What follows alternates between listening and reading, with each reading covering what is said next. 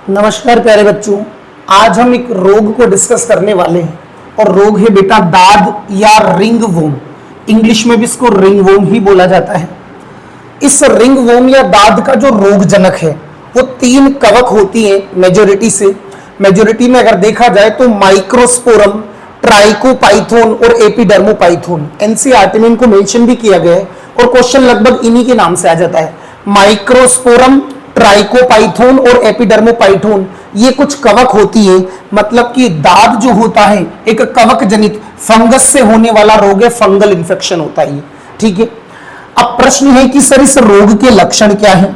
तो बेटा हमारी जो स्किन है, त्वचा, नाखून और शिरोवल्क यानी सिर के अंदर भी बेटा स्कैल्प बन जाते हैं, पर शल की विक्षतियां बन जाती। आपको पता है जहां पे दाद होता है वहां पर कुछ चकत्ते से बन जाते हैं, उन्हीं को बोल। और कभी कभी तो सिर पे जब बनते तो पपड़ियां सी पड़ती है, तो सूखी जो पपड़ियां पड़ती है उन्हीं को शल की विक्षतियां कहते हैं, स्केली लीजन जिसको इंग्लिश में कहते हैं। तो शल की विक्षतियां बन जाती है और इनमें लगातार खुजली चलती रहती है बेटा, यानी इन विक्षतियों में क्या चलती रहती है? खुजली।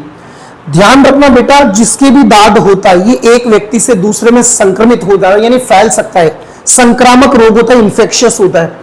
ये मिट्टी से भी इसका ट्रांसमिशन हो जाता है एक व्यक्ति से दूसरे व्यक्ति में।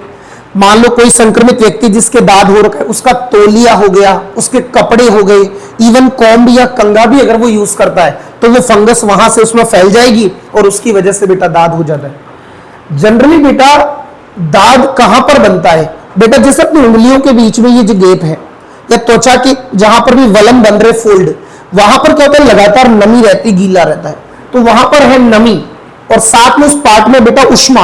नमी व उष्मा की वजह से वहां पर फंगस पनप जाएंगी और इससे दाद फैल जाता है बेटा बॉडी के अंदर। समझ में आई क्या बात?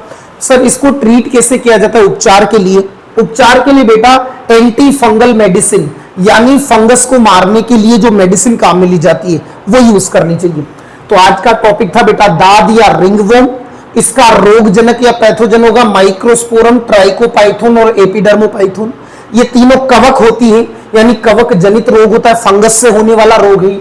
नेक्स्ट, इसके लक्षण त्वचा, नाखून और सिर के ऊपर शिरोवल्क, यहां पर कुछ चकत्ते बन जाएंगे, विक्षतियां बन जाती है, सूखी सिर में तो आपने कई बार देखा होगा सर्दी के टाइम पर स्कैल्प तो शल की विक्षतियां बन जाती है और इनमें लगातार ईचिंग होती है बेटा, खुजली चलती रहती है।